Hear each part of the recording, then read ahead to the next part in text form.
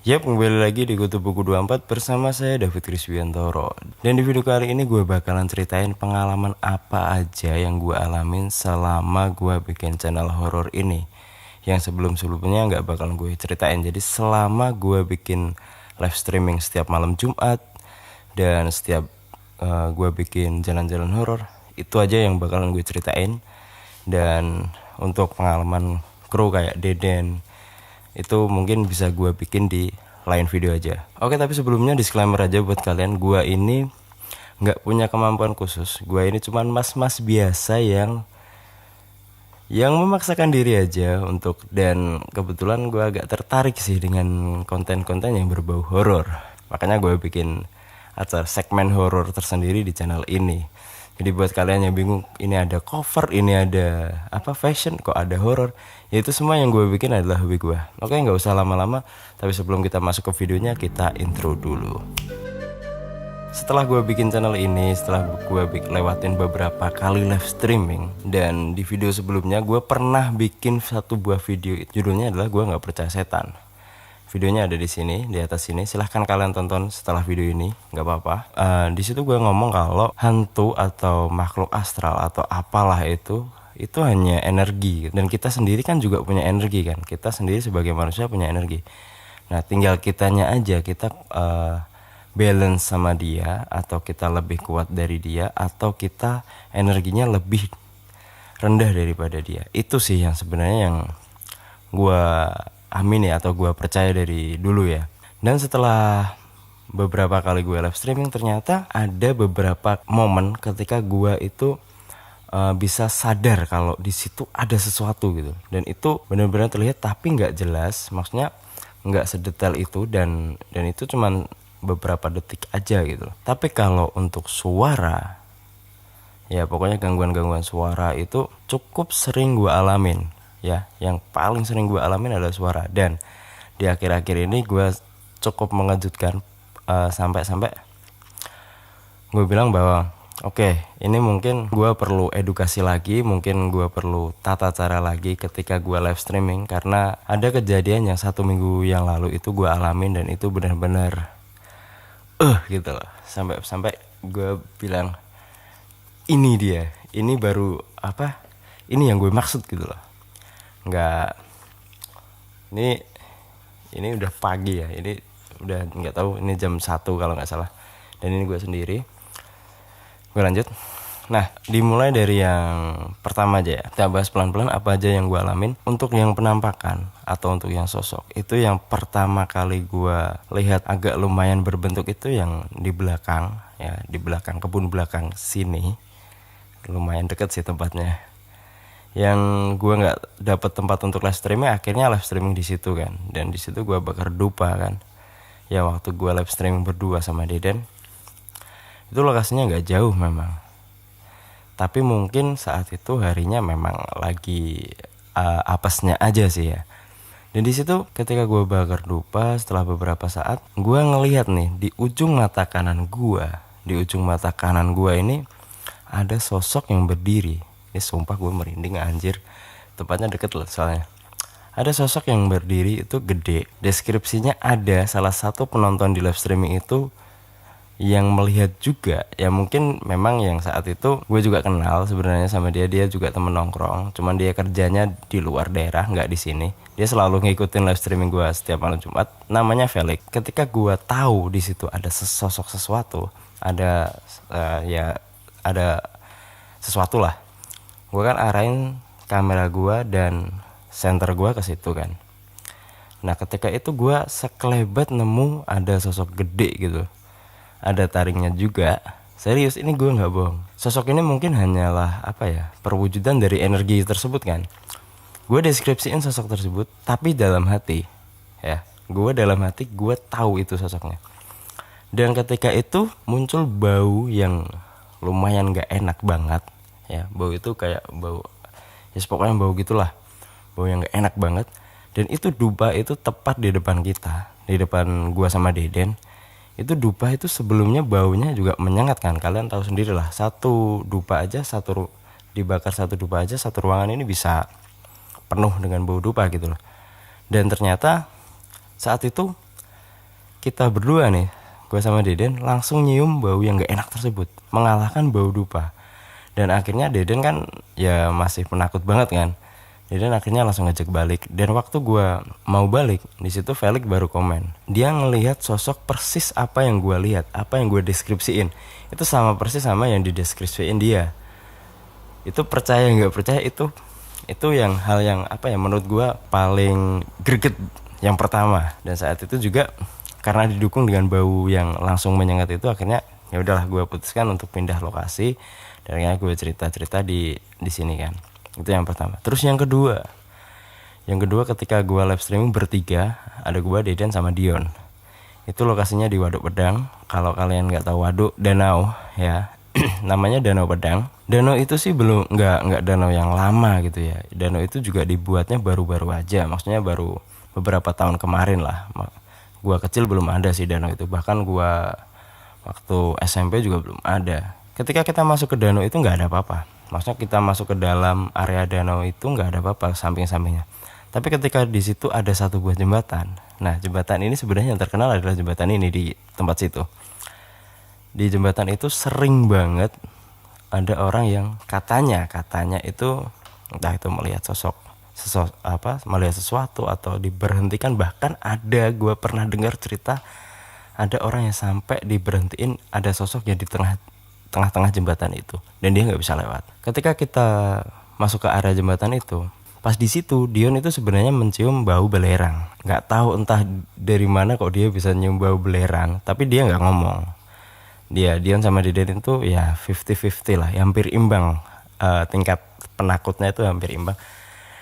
Nah di situ Dion nggak mutusin untuk jagain motor aja. Motor kita taruh di samping danau ya, dan lokasinya mungkin hanya berjarak sekitaran 10 meter lah dari jembatan itu. Nah gue sama Deden explore jembatan tersebut kan.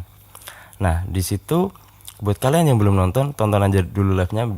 Kalian cari dah di menit-menit 28 atau berapa itu, setelah mobil ambulan lewat, ada satu mobil ambulan lewat. Nah ketika gue memalingkan badan, gue sama Deden ini itu sepakat bahwa di belakang Dion itu ada seseorang. Gue lihat di ujung mata kiri gue itu bener-bener bisa lihat ada sesosok laki-laki tinggi tapi nggak gede, dia agak kurus, berdiri tepat di belakang Dion. Gue langsung ngomong dong, spontan saat itu juga gue langsung ngomong, loh kok Dion kayak ada yang nemenin ya. Dan di situ ternyata Deden juga tahu, dan itu pertama kalinya Deden lihat sesosok makhluk kayak gitu. Nah Deden spontan juga langsung bilang, iya gue juga tahu ada orang di belakang Dion. Dan seketika itu kita berdua kan ya Dion, dan Dion langsung lari ke arah kita. Dan gue ceritain, dan akhirnya live streaming itu anjir, gak usah ganggu lah. Nah akhirnya live streaming itu gue akhiri, dan waktu perjalanan pulang kita belum cerita nih sosoknya kayak cowok atau cewek. Untuk memastikan kalau gue sama Deden itu nggak beda pendapat, Deden tanya ke gue, lo lihat sosok yang lo lihat itu cowok apa cewek? Gue jawab cowok. Dan dia langsung jawab, benar, berarti apa yang gue lihat sama Deden itu benar-benar sama. Dan ketika gue sampai warung sini, akhirnya gue cerita lagi, deskripsinya kayak gini, dan ternyata sama. Ini yang kedua. Yang ketiga waktu di oven tembakau, bekas oven tembakau itu. Nah ini nggak panjang-panjang sih kalau yang di oven itu. Gue kan izin sama yang punya rumah kalau gue mau live streaming di situ kan, karena oven itu tepat berada di belakang rumah orang kan gak enak kalau nggak izin. Gue masuk ke situ izin, dan di situ kan depannya adalah bengkel mobil kan. Nah waktu gue mau ke situ itu ada satu mekaniknya itu masih di situ gitu, dan di situ Deden itu juga ikut, tapi dia ngobrol-ngobrol sama yang punya rumah di depan. Waktu itu gue kira kan di belakang, di samping oven tembakau itu ada gudang barang, tempat nyimpan kunci atau pokoknya barang-barang dari bengkel itu disimpan di situ kan. Kan gue udah live itu udah lama lah, udah hampir 30 menit kan. Dari arah gudang itu ada terdengar suara. Ya, suaranya itu lumayan keras dan kayak suara orang ngambil barang gitu. Gue kira itu mekanik dari bengkel tersebut. Ya, gue kira itu mekaniknya. Ternyata waktu gue selesai live, mekaniknya udah cabut duluan cuy. Udah cabut gak.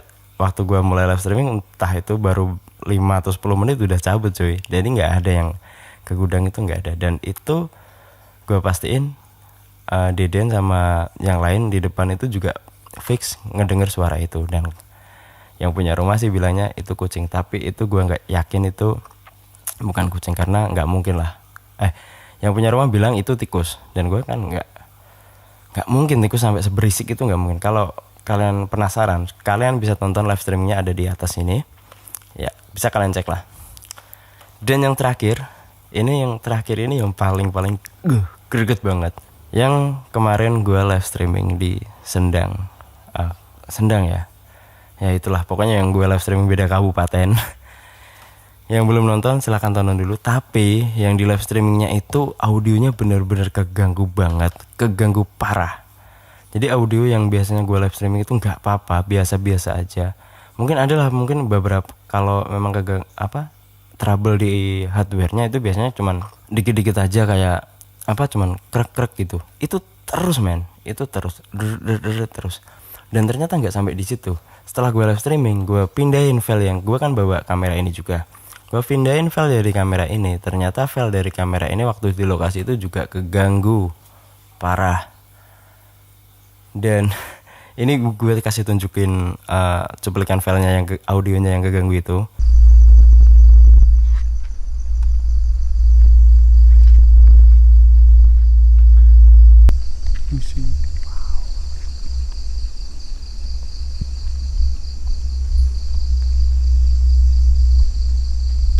Kita coba diem aja dulu di sini. Oke.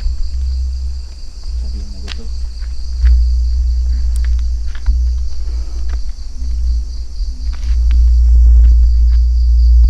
Nah, itu dari awal kita di lokasi sampai pertengahan lah, itu audionya kayak gitu terus. Dan pertengahan sampai akhir nggak apa-apa, kan aneh gitu loh. Dan waktu di lokasi situ kita tuh bener-bener banyak ngedengerin suara-suara gitu loh.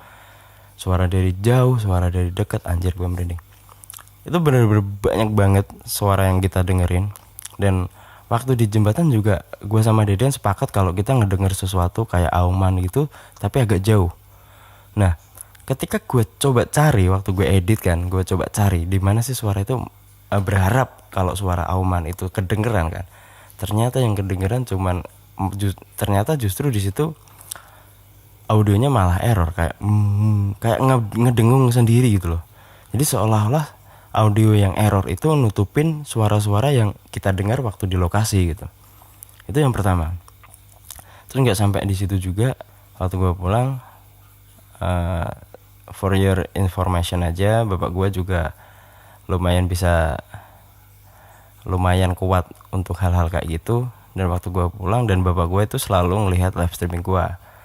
Dan katanya bapak gue waktu di lokasi, gue nggak sengaja ngedudukin anak kecil. Karena di lokasi itu katanya banyak banget sosok anak kecil yang berkeliaran gitu. Nah, gue tuh ya gimana ya udah terjadi gitu loh. Gue sampai rumah langsung gue cuci kaki, cuci tangan, langsung cuci muka juga. Dan gue berharapnya nggak terjadi apa-apa gitu. Dan gue nggak mikir apa-apa ya, maksudnya kenapa ada sosok anak kecil. Dan gue baru kepikiran tuh akhir-akhir ini waktu gue ngedit tadi, mungkinkah sosok anak-anak itu, ini nggak tahu ya, ini gue tanya ke kalian ya, apakah mungkin tempat itu tuh sering banget dibuat orang pacaran gitu. Apakah mungkin sosok-sosok itu buah dari orang-orang pacaran tersebut? Ini nggak tahu, ini gue tanya ke kalian, apakah bisa kayak gitu. Nah, gue lanjut kembali ke ceritanya. Dan setelah itu malamnya gue penasaran dong, mau pindahin filenya juga, mau ya mindahin file sama ngecas kamera, nyiapin prepare alat-alat buat kedepannya juga. Nah, biasanya anak-anak di sini tuh kalau ngopi itu biasanya pulangnya jam 1, jam setengah 2, bahkan jam 2. Nah, waktu itu kita selesai live streaming itu, Deden sama JJ pulang jam setengah 2. Jam setengah 2 pagi itu mereka pulang. Baru selang beberapa saat ketika mereka pulang, mungkin mereka pun juga belum sampai rumah. Wah, di sini gue tutupin pintu. Gue biasa di sini tuh biasa banget gitu loh. Sampai jam 3 atau sampai subuh, bahkan sampai jam 7 pagi lagi gitu. Gue biasa banget di sini sendirian gitu. Dan di warung gue ini kan listriknya cuma 1 PK ya, 1 paket gitu. Ya, biasanya listrik di sini itu gak kuat ketika ada anak yang nyolokin laptop dan cara nyolokinnya salah. Biasanya gue kalau ada anak yang bawa laptop, gue kasih tahu cara nyolokinnya gimana biar nggak nggak mati listriknya ya, nggak, kalau bahasa sini jeklek lah. Tapi saat itu anak-anak pulang dan gue tuh mau rebahan di belakang situ loh, ada sofa. Gue mau istirahat bentar sebelum gue ngelanjutin pekerjaan gue, mindahin foto atau ngelanjutin editing. Baru gue mau rebahan, listrik gue mati men, semua padam. Gue pikir apakah laptop gue charge ya tadi. Ya udahlah, gue nyalain dulu ininya. Gue nyalain dulu dan setelah nyala, gue cek dong laptop gue. Ternyata laptop gue nggak dalam kondisi ngecas men. Laptop gue itu chargernya nggak connect ke laptop. Jadi di sini tuh nggak ada barang yang bisa memicu untuk listrik gue tuh nggak kuat gitu loh.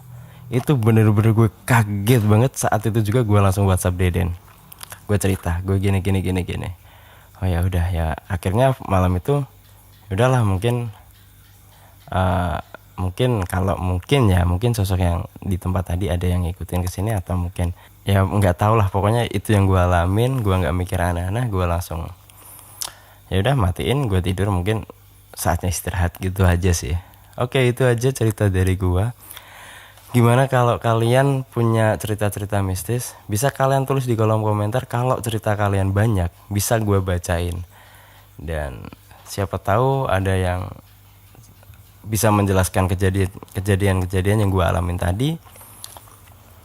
Silahkan tulis di kolom komentar di bawah dan gue tunggu cerita-cerita kalian.